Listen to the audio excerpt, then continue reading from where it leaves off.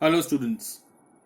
Today I have brought a video on company accounts and the topic is redemption of debentures.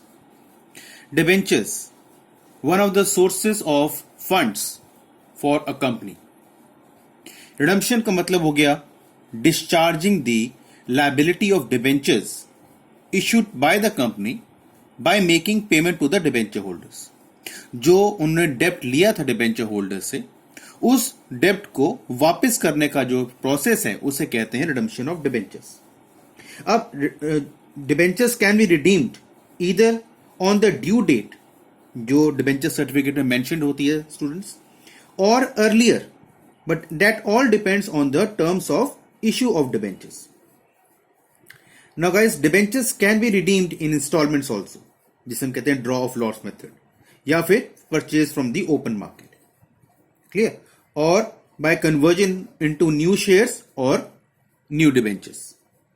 लेकिन हम जब debentures कर रहे हैं, then we have to consider some important points. First point इसमें है time of redemption. Now debentures normally students are redeemed on the due date. जो company है, जो अगर उनको उनकी जो ऑथराइज करती है उनके टर्म्स ऑफ इशू, तो the company can redeem the debentures before the due date also, जैसे मैंने पहले बताया, बाय ड्रॉ ऑफ लॉट्स और by purchasing their own debentures from the stock exchange market. Second point आता है amount of redemption. Now here we have to see जो भी amount payable है रिडम्पशन पे, चाहे वो रिडम्पशन ऑन ड्यू डेट कर रहे हो, चाहे रिडम्पशन आप पहले कर रहे हो ड्रॉ बाय लॉट मेथड से, ये वो अमाउंट है जो आपके टर्म्स ऑफ इशू में पहले से मेंशन्ड है. ठीक है? So this redemption amount may be at par और मे बी एट प्रीमियम. तो आप 100 रुपए लेके 100 रुपए वापस कर रहे हो या 100 रुपए लेके 110 रुपए वापस कर रहे हो. This is called amount of redemption. Next important point है सोर्सेज ऑफ रिडम्पशन. अब सोर्सेज में क्या है? हमारे पास रिडम्पशन करने के 3 सोर्सेज हैं. पहला, आउट ऑफ कैपिटल. इसका मतलब that debentures are redeemed without any transfer of any amount to debenture redemption reserve account. तो जब हम बिना किसी अमाउंट के ट्रांसफर कर रहे हैं डीआरआर में, हम रिडम्पशन करते हैं, उसे कहते हैं redemption out of capital. Then out of profits. If debentures are redeemed by transferring an amount which is equal to the value of outstanding debentures, जितने आपके डिबेंचर्स आउटस्टैंडिंग है उसकी कुछ परसेंटेज वैल्यू के, ठीक है, हम ट्रांसफर करते हैं डीआरआर में, उसे कहते हैं आउट ऑफ प्रॉफिट्स. और आउट ऑफ प्रॉफिट्स में ऑब्वियसली हम लोग 100% of the value of the debentures which are outstanding are transferred to the DRR. This is called redemption out of profits. And last of all हमारा third source है out of capital out of profits. If debentures students are redeemed by transferring a part of the value of outstanding debentures, that is obviously less than the 100% of the value of outstanding debentures, to DRR, उसे कहते हैं हम redemption कर रहे हैं out of profit and out of capital. उस case में हम आउट ऑफ कैपिटल जैसे लेके 90% लेते हैं और 10% लेते हैं हम लोग प्रॉफिट्स में. तो इस केस में हम लोग बात करते हैं कि डीआरआर में हम लोगों ने 10% of the amount of outstanding debentures को ट्रांसफर करना होता है. ठीक है? तो ये हमारे 3 सोर्सेज हैं. ये थे हमारे important points regarding the redemption of debentures. जो हमने पहले बताया, एक डिस्चार्ज करना है हमने, एक लायबिलिटी पे करनी है. Now debenture redemption reserve, DRR, एक ऐसा रिजर्व जो कि खास कर बनाया जाता है for the redemption of debentures purpose only. कैसे बनाते हैं? It is created out of profits of the company which were available for the payment of dividend to the shareholders. जो हमने उनको पेमेंट करनी थी डिविडेंड की शेयर होल्डर्स को, उस अमाउंट में से कुछ अमाउंट निकाल के हम लोग बनाते हैं डीआरआर, डिबेंचर रिडम्पशन रिजर्व. और इसका एक ही पर्पस है कि हमने इसको रिडम्पशन पर्पस के लिए यूज ही करना है और किसी पर्पस के लिए इसको हम यूज नहीं करेंगे. बनाते कैसे हैं? It is created from the statement of profit loss account. Normally it is called the surplus that is balance in statement of profit loss account से इसको हम लोग क्रिएट करते हैं. बिकॉज ये प्रॉफिट का पार्ट है, तो प्रॉफिट में से ही क्रिएट करते हैं इसको हम लोग। अब as per the legal requirements हमने कितना अमाउंट डीआरआर का क्रिएट करना होता है। तो जैसे हमने पहले बात की थी सोर्सेज ऑफ रिडम्पशन में अभी थोड़ी देर पहले, कि हमारे पास out of capital, out of profits and out of capital and profit, ये 3 सोर्सेज हैं। सो अगर redemption question is silent regarding the source of redemption, then we have to create 10% of the value of outstanding debentures. तो जितने के debentures मेरे इस साल outstanding हैं जो रिडम्पशन के लिए हैं, उसका 10% लेकर मैंने डीआरआर क्रिएट करना होता है। लेकिन अगर क्वेश्चन बहुत क्लियरली स्पेसिफिकली कहे आपको that this redemption is out of profit, this is out of profit alone, then students we have to create 100% of the value of outstanding debentures as DRR. अगर हम एग्जाम्पल लें तो अगर 10 लाख रुपए के डिबेंचर्स आउटस्टैंडिंग हैं तो उसका 10% मतलब कि 1 लाख रुपए के आप डीआरआर क्रिएट करोगे इस केस में। लेकिन अगर क्वेश्चन बोले कि this redemption is out of profit alone, तो हम 10 लाख का 100% मतलब 10 लाख रुपए के डिबेंचर्स का डीआरआर ही क्रिएट करेंगे। ठीक है, ये हमारा इसमें रूल है इसमें। देन हम डिबेंचर रिडम्पशन रिजर्व क्रिएट कब करते हैं? Any time before redemption of debentures begin, redemption और डिबेंचर शुरू होने से पहले। ठीक है, नॉर्मली इट इज हम कहते हैं कि 31 March of the previous year from the year of redemption. Example चाहता हूं अगर मैं आपको, कि अगर रिडम्पशन हमारा हो रहा है 31 मार्च 2020 को, तो हम 31 मार्च 2019 को, सो 31st March of the previous year from the year of redemption. The year of redemption is 31st March 2020. तो 31st March 2019 तक आप अपना DRR क्रिएट कर लेंगे आउट ऑफ द प्रॉफिट्स। कहां से? वो profits which were available for the payment of dividend to the share holders. अब इसको एग्जाम्पल से समझते हैं। M limited is an unlisted company, a non-NBFC, non-banking financing company, and HFC, housing finance company. ऐसी companies जो हैं वो ये डीआरआर क्रिएट नहीं करती हैं। ठीक है, तो एम लिमिटेड एक अनलिस्टेड कंपनी है, एक अनलिस्टेड कंपनी हमेशा डीआरआर क्रिएट करेगी। It has outstanding debentures of ₹5 lakh. ठीक, अब इसमें हम डीआरआर कैसे क्रिएट करें? क्वेश्चन हमें कहीं नहीं कह रहा कि this redemption is out of profit, so question is silent. So as I told you earlier, if the question is silent, then DRR amount will be 10% of the outstanding debentures. Outstanding debentures कितने हैं question में? 5 लाख रुपए। तो DRR कितना create होगा? 10% of 5 lakh rupees, that is 50,000. So when you create the DRR, it will be for rupees 50,000 if the question was silent. Okay. Now, if the question, students, very clearly tells you that this is out of profit, तब क्या करेंगे? P Limited, an unlisted NBFC HFC company, has outstanding debentures of ₹10 lakh. So 10 lakh रुपए के debentures हैं P Limited के outstanding. ये भी एक अनलिस्टेड कंपनी है, नॉन बैंकिंग फाइनेंसिंग कंपनी है और नॉन HFC कंपनी है। तो ये भी डिबेंचर रिडम्पशन रिजर्व क्रिएट करेगी। Debentures to be redeemed out of profit alone, question में बहुत क्लियरली बोल रखा है, वेरी वेरी क्लियरली। तो अगर हमें ये क्लियरली बोल रखा है तो डीआरआर अमाउंट कितना क्रिएट होगा? 100% of the outstanding debentures. 10 lakh रुपए के डिबेंचर्स हैं, सो 10 लाख रुपए का आप डीआरआर क्रिएट करोगे। ठीक है, बाई चांस क्वेश्चन आपको ये बोले, जैसे हमने 2 कंपनीज ली, M limited and P limited. अगर बाई चांस क्वेश्चन ये बोले कि एम लिमिटेड में अवेलेबल डीआरआर पहले से ही कुछ पड़ा हुआ है, दैट इज 10,000, तो आपको टोटल कितना चाहिए था? 50,000। 10,000 पहले से ही अवेलेबल है वहां पर डीआरआर में, क्वेश्चन में ये बोल रखा है। तो आप जब आंसर शुरू करोगे तो डीआरआर कितना क्रिएट करोगे जो बैलेंस रह गया? तो 50,000 आपको चाहिए, 10,000 का डीआरआर पहले से है, तो आप बैलेंस जो ट्रांसफर करोगे अब डीआरआर में वो करोगे ₹40,000। सो 10 प्लस 40 टोटल हो जाएगा 50,000 जो आपका होना चाहिए as per the question when it is silent.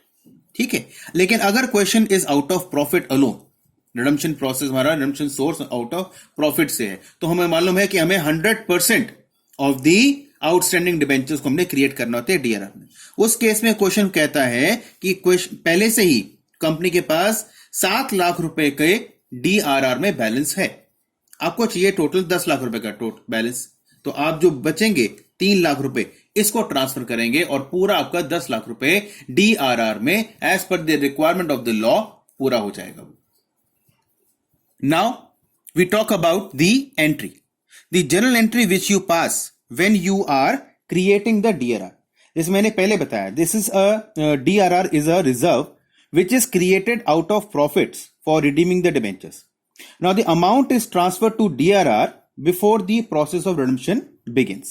अब जो एंट्री हम पास करते हैं तो वो एंट्री होती है जनरल रिजर्व अकाउंट डेबिट और dividend equalisation reserve account debit और surplus that is balance in statement of profit loss account debit to debenture redemption reserve. और यहां से हमने अमाउंट ट्रांसफर कर दिया DRR में। बेसिकली क्या है कि DRR is created out of the surplus जो अवेलेबल होता है as payment for as dividend to the share holders. So DRR can be created from the general reserve और from the dividend equalisation reserve, clear, in addition to the surplus that is balance in statement of profit loss account. तो हम कुछ भी इसी से भी create कर सकते हैं। नॉर्मली हम जो क्रिएट करते हैं, in case the question is absolutely silent about the information, तो DRR is created from surplus that is balance in statement of profit and loss account. यहां से हम, क्वेश्चन अगर साइलेंट हो तो यहां से हम DRR क्रिएट करते हैं। कितना करते हैं हमने देख लिया है, इधर it can be 10% of the outstanding debentures or it can be 100% of the outstanding debentures. That depends on the source of the redemption and absolutely information which is available in the question. But now we have to see that when the debenture redemption reserve is created, it has to be closed account also. ठीक है, उस account close भी करना होता है हमने। उस कैसे करते हैं, उस केस में हम DRR को ट्रांसफर करते हैं when the debenture redemption is done. DRR is transferred to general reserve. ठीक है, transfer of DRR into general reserve on the redemption of debentures. अब यहां पर दो हमारे पास मेथड आते हैं। एक होता है transfer proportionate amount of DRR to general reserve after every redemption. ये एक ऑप्शन है मेरे पास कि हर एक रिडम्पशन के बाद एक प्रोपोर्शनेट अमाउंट DRR का हम जनरल रिजर्व में ट्रांसफर कर दें। ऑप्शन ए ये है। ऑप्शन एक और है, option B, transfer entire DRR to general reserve after all the debentures are redeemed. और व्हेन ऑल द डिबेंचर्स आपका रिडीम हो गए, सारा रिडम्पशन पूरा हो गया, तो transfer the entire balance of DRR to general reserve. Option A and option B. And student, this is the entry for the transfer of DRR to GR, debenture redemption reserve account debit to general reserve account. Okay, this is the entry. And if the question is silent, so I would suggest that option A, where you were transferring proportionate amount of DRR to general reserve after every redemption, that option is more appropriate for the transfer of DRR than the other option. ठीक है, that depends on you only कि आप कैसे करना चाहो। आप हर बार अगर आप रिडम्पशन करना चाहो, ठीक है, जब भी रिडम्पशन करोगे आप ट्रांसफर करना चाहो फ्रॉम DRR टू GR, वो भी कर सकते हो। उससे फायदा क्या होता है कि जब हम लोग ये ट्रांसफर करते हैं proportional amount from DRR to general reserve और हर बार, in that case the part of specific reserve, मतलब जो DRR है, it becomes a free reserve. ठीक है, it becomes a free reserve to the extent of the amount which is proportionate to debentures redeem. जितना amount आपने DRR से transfer कर दिया उतना वो क्लियर होता जाता है, फ्री होता जाता है, तो एक फ्री रिजर्व बन जाता है वो। ठीक है, तो ऑप्शन आपके पास है, but I prefer that you follow the option A. Now guys, to explain you both the options, I have taken two examples here. एक है पहला एग्जांपल, ऑप्शन ए वाला जो हम फॉलो करते हैं, जहां पर हम कह रहे थे that we have to transfer proportionate amount from DRR to GR after every redemption. So B limited, an unlisted company, has outstanding debentures of ₹10 lakh. It is to redeem ₹2 lakh worth debentures on 31st March 2020. तो 10 लाख में से 2 लाख रुपए के debentures वो 31 मार्च 2020 को redeem करने वाले हैं। ठीक है, तो अब वो डीआरआर में कैसे ट्रांसफर करेंगे? इट विल ट्रांसफर ₹1,00,000, ठीक है, टू डीआरआर ऑन 31 मार्च 2019। 31 मार्च 2020 को रिडम्पशन शुरू होगा, तो उससे एक साल पहले, उसकी पिछली 31 मार्च को हमने डीआरआर में 10% ऑफ 10 लाख रुपीस ट्रांसफर करना है। क्लियर? तो डीआरआर क्रिएट हो गया आपका 31 मार्च 2019 को 1 लाख रुपए से। अब आपने क्या किया? आपने 2 लाख रुपए के डिबेंचर्स को रिडीम कर दिया।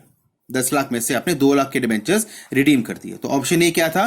प्रोपोर्शनेट अमाउंट को रिडीम करो। उस प्रोपोर्शनेट अमाउंट को कैसे करते हैं कैलकुलेट, वो हम देखते हैं।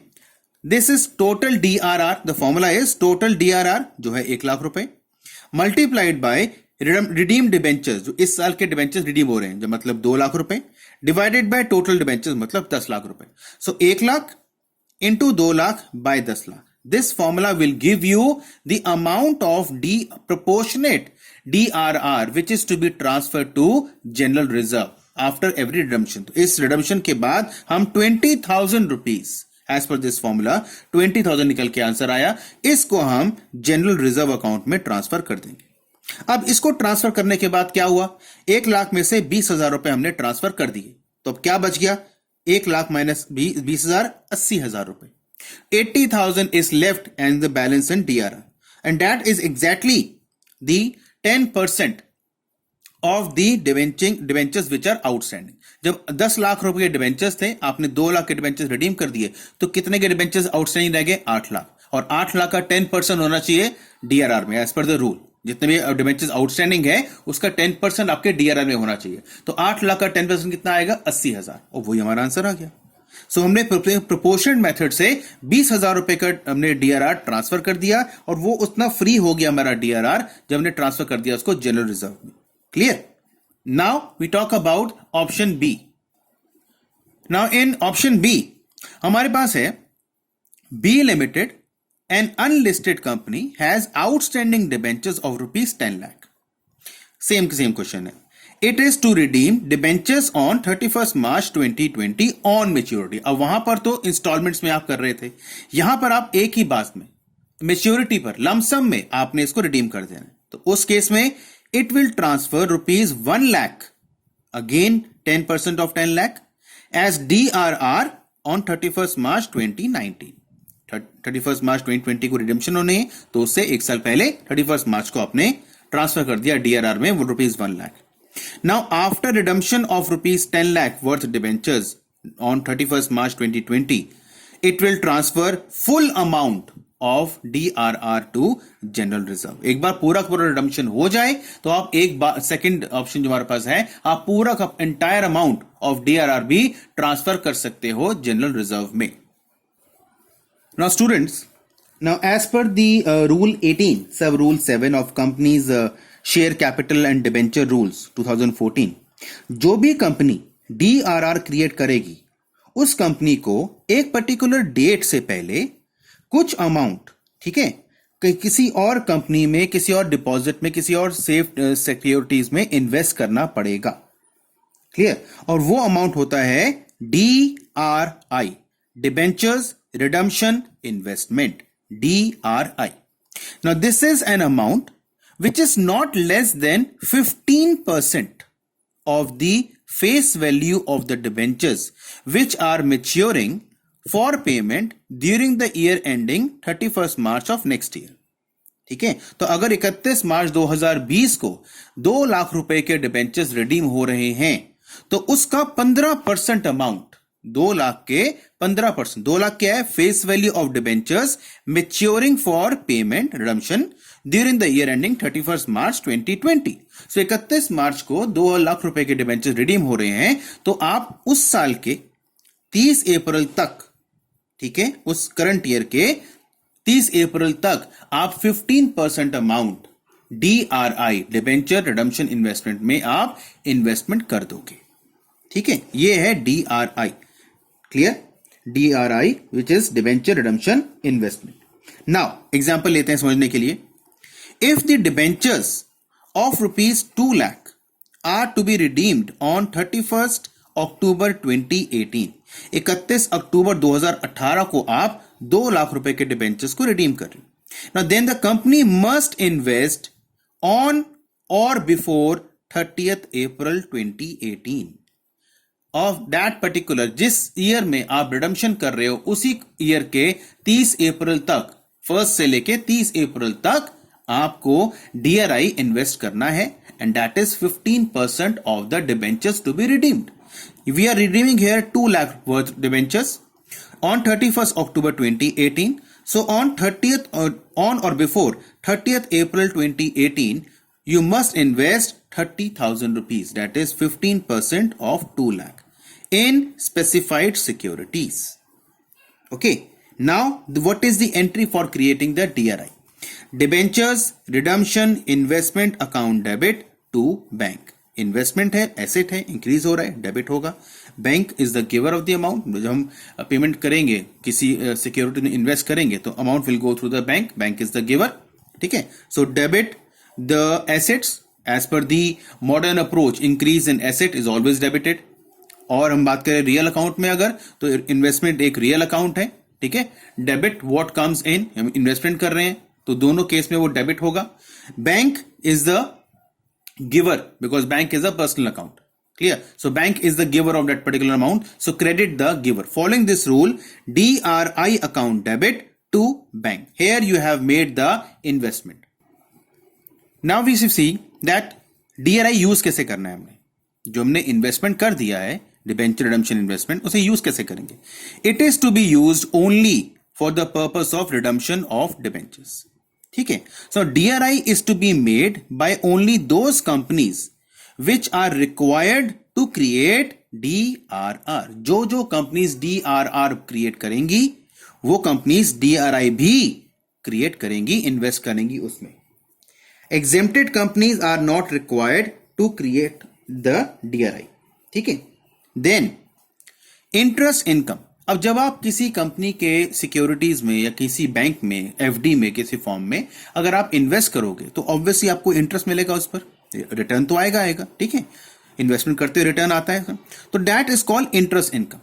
अब उस इंटरेस्ट इनकम पे TDS भी डिडक्ट होता है. जहां भी आप इन्वेस्ट करोगे तो वो आपको TDS भी डिडक्ट करेंगे आपके, चाहे आप किसी बैंक की FD में आपने इन्वेस्ट किया.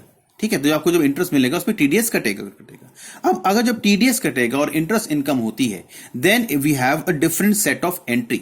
जब उसको हम एनकैश करते हैं, तो जब हम DRI इन्वेस्ट कर दिया, हमने एंट्री देख ली, debentures redemption investment account debit to bank.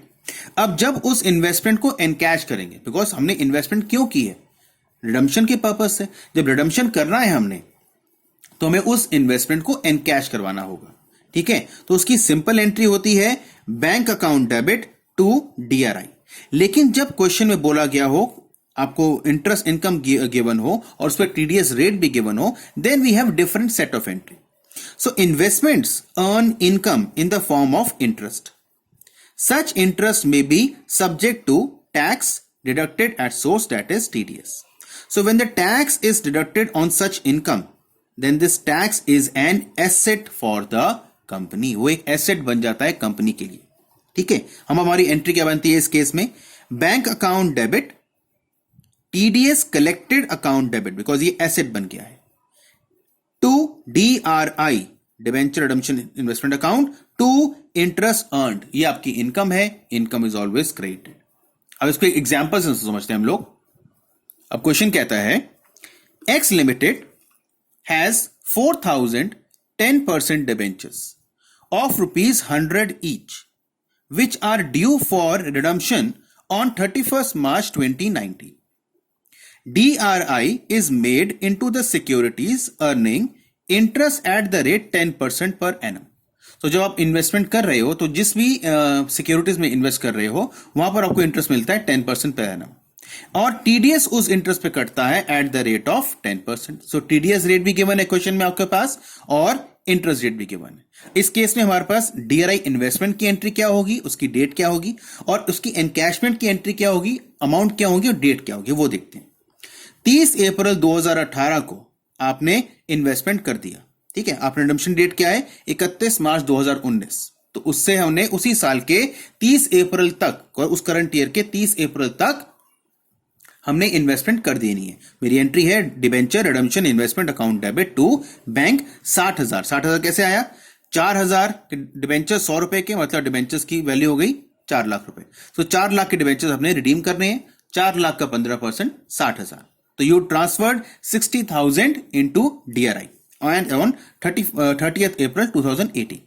Now it is the time for redemption, and before redemption we have to encash all the investments. जितनी भी इन्वेस्टमेंट हमने की है उन सबको एनकैश करेंगे।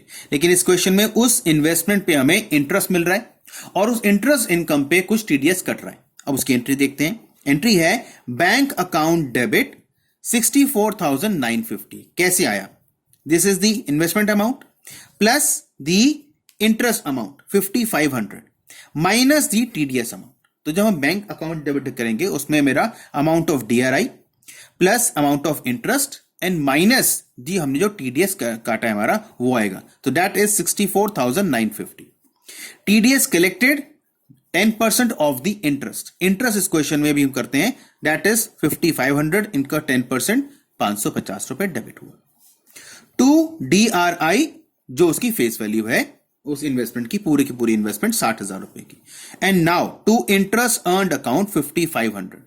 आपका 60,000 रुपए का इन्वेस्टमेंट था, 10% आप उस पर इंटरेस्ट रेट आपको मिल रहा था, यहां क्वेश्चन में गिवन है यहां पर, इनटू 11 मंथ्स। 11 मंथ्स क्यों? बिकॉज आपने 30th अप्रैल को इन्वेस्ट किया था और 31st मार्च अगले साल आपने उसको एनकैश करवाया। तो अपने पूरे 12 महीने नहीं 11 महीने होते हैं 30 अप्रैल 2018 से 31 मार्च 2019 पे। तो 11 महीने आपका पैसा इन्वेस्ट रहा। तो 60,000 पे 10% के हिसाब से 11 महीने के लिए हमारे बनते हैं 5,500 रुपए। 5,500 इज द इंटरेस्ट। इसी इंटरेस्ट पर हमने TDS हमारा कटा था, तो वो था 5,500 का 10% 550 रुपए। और जो बैंक में पैसे आएंगे वो होगा मेरा इन्वेस्टमेंट प्लस मेरा इंटरेस्ट माइनस मेरा TDS। TDS यहां पर डेबिट अलग से हो रहा है इसलिए यहां पर माइनस कर दिया। So this way we pass the entry when we have interest as well as the TDS on the encashment. Student, जब हम लोग इन्वेस्टमेंट करते हैं तो उसे हमने रियलाइज भी करना है, मतलब उसे एनकैश भी करवाना होता है, जैसे हमने पहले बातें भी करी before the redemption of debentures. अब इसमें कुछ ऑप्शंस होती हैं। ऑप्शन ए है that the company which has made the investment in DRI, it may realize that investment at the time of every redemption of debentures. हर एक debenture redemption से पहले उसको वो एनकैश करवा सकती है और फिर से उसको इन्वेस्ट कर सकती है। अगेन रेट वही रहेगा, 15% of the value of debt outstanding debenture जो उस साल रिडीम्शन होना है उसका 15% वो फिर से इन्वेस्ट कर सकती है। ऑप्शन नंबर 1 ये है, हमने इनकैश करवा लिया और अगली रिडम्पशन से पहले फिर से इन्वेस्ट कर दिया, या फिर हम उसे इनकैश ना करवाएं। ठीक है, हर एक टाइम उस इन्वेस्टमेंट को, हर एक रिडम्पशन के टाइम उस इन्वेस्टमेंट को इनकैश ना करवाएं बल्कि उसे कैरी फॉरवर्ड करते रहें।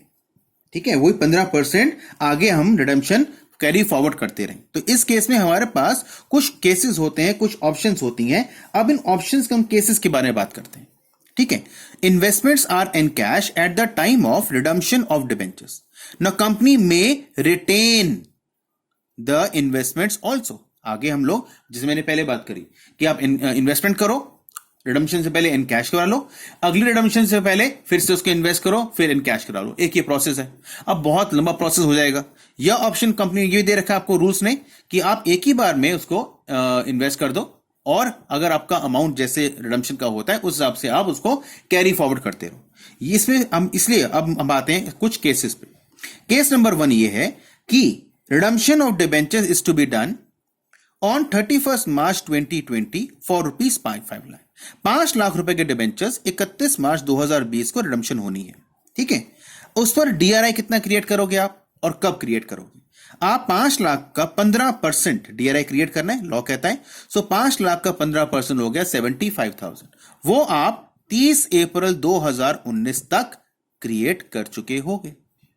So DRI has to be created on or before 30th of April of the current year, जिस ईयर में रिडम्पशन होनी है। तो आपने 30 अप्रैल 2019 तक 75,000 DRI में इन्वेस्ट कर दिया। ठीक है, अगले साल की रिडम्पशन भी 5 लाख है। डेट है 31 मार्च 2020, अगले साल की रिडम्पशन भी 5 लाख है। मतलब the amount of redemption in the next year then the current year, the next year is also same. So in that case, there is no need to encash this amount. Rather, it can be carried forward. इसको इस साल 31 March 2021 के लिए 30 अप्रैल 2020 को हमने investment करने की जरूरत नहीं है. हम इसी को कैरिड फॉरवर्ड कर सकते हैं बिकॉज 5 लाख का 15% 75,000 होना चाहिए, वो है बना हुआ है. अब जब इसको हमने रिडम्पशन करना 31 मार्च 2021 को, तो उसी डेट को, उस रिडम्पशन से पहले हम पूरा का पूरा अमाउंट इन कैश करवा लेंगे. और हमारी एंट्री वही है, bank account debit to debenture redemption investment account. So 31 March 2021 को इस रिडम्पशन से पहले हम इन कैश करवा लेंगे पूरा का पूरा 75,000. ये था जब मेरा amount of successive redemption is same. अगर amount of successive redemption students is more than the current year, तब क्या होगा? 31 मार्च को रिडम्पशन होनी है 5 लाख रुपए के डिबेंचर्स की, 31 मार्च 2020 को. तो डीआरआई ऑन 30 अप्रैल 2019 आपने क्रिएट कर दिया 5 लाख का 15% 75,000. ओके, अब अगले साल की रिडम्पशन अमाउंट है 6 लाख रुपए. डेट है 31 मार्च 2021. तो ऑब्वियसली ये इंक्रीज हो गया है. तो आपको भी इस इंक्रीज का जो डिफरेंस है 1 लाख रुपए, उसका 15% आपको और इन्वेस्ट करना ही पड़ेगा because it has to be 15% of the debentures to be redeemed. Debentures to be redeemed on 31 March 2021 is 6 lakh. 6 lakh का 15% 90,000 होता है. 75 पहले से पड़ा हुआ है, 90 होना चाहिए, तो कितना और कहूंगा 15,000. तो मैंने 30 अप्रैल 2020 को पूरा 15,000 और इन्वेस्ट कर दिया. मेरा टोटल हो गया 90,000. रिडम्पशन के लिए रेडी हूं, लेकिन 31 मार्च 2021 को रिडम्पशन से पहले इसी डेट को मैं पूरा का पूरा 90,000 एन कैश करवा लूंगा. ठीक है, मेरे डीआरआई एन कैश हो गया, फिर लास्ट रिडम्पशन होगी. अब आते हैं आखिरी केस पे. आखिरी केस हमें कहता है इस केस में, इसमें ठीक है कि हमारा रिडम्पशन जो है अगर सक्सेसिव ईयर में सेकेंड ईयर में कम है देन द करंट ईयर. यहां था 5 लाख का 5 लाख सेम था, यहां था 5 लाख का 6 लाख हो रहा था, बढ़ रहा था. लेकिन अगर अगले साल, करंट ईयर से अगले साल जो है वो अमाउंट कम हो जाए रिडम्पशन का, तो क्या करेंगे? हमने तो 15% के हिसाब से बनाना है, तब क्या करेंगे हम लोग? मैंने 31 मार्च 2020 को 5 लाख रुपए का रिडम्पशन करना है. ठीक है, तो मैं ऑब्वियसली डीआरआई बनाऊंगा 30 अप्रैल 2019 को. 5 लाख का 15% 75,000 created, no issue. But next year the redemption amount is 3 lakh, जो रिड्यूस हो गई है. एज अ रिजल्ट इस रिडम्पशन को करने के बाद, ठीक है, 31 मार्च 2020 को मैं 30,000 रुपीज विड्रॉ कर लूंगा या अपनी इन्वेस्टमेंट को एनकैश करवा लूंगा. अपनी इन्वेस्टमेंट को मैं एनकैश करवा लूंगा. क्यों करवाऊंगा? क्योंकि 3 लाख का 15% होता है 45,000, जो कि यहां पर होना चाहिए. पहले था 75, 45 होना चाहिए.